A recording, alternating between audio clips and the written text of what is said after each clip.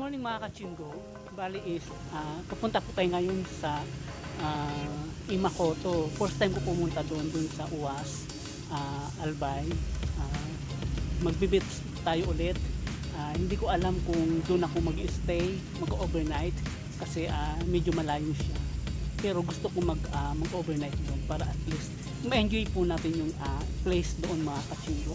Kaya saktong alas 6 ng umaga umalis ako sa bahay. Ngayon is nandito po ako ngayon sa Ligao. Magpapahinga muna ako kasi nga bumili ako ng maiinom, baon natin papuntang Imacoto. Ngayon is dadaan po tayo ngayon sa UAS, Libon, Pantaw, and then papuntang Imacoto. Bali bundok-bundok ang ating dadaanan, kaya i-enjoy natin ang ating rides ngayon. Kaya let's go. Ay, ano nga pala mga kachinggo is, pupunta po tayo ngayon sa Punta. Kakaiba no, sa Punta White Beach, doon sa Imacoto. Okay? Kaya, let's go!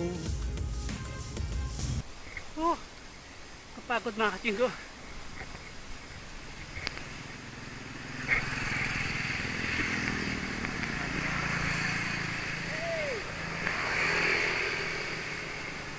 Pagod mga kachinggo. Grabe, malayo pa tayo, tingnan mo yung daan. Yan. Nandito tayo sa bundok. Wala pa yan. Wala pa tayo sa tuktok ng bundok. Pero kaya kasi di naman masyado mainit. Tsaka makahoy. Yan.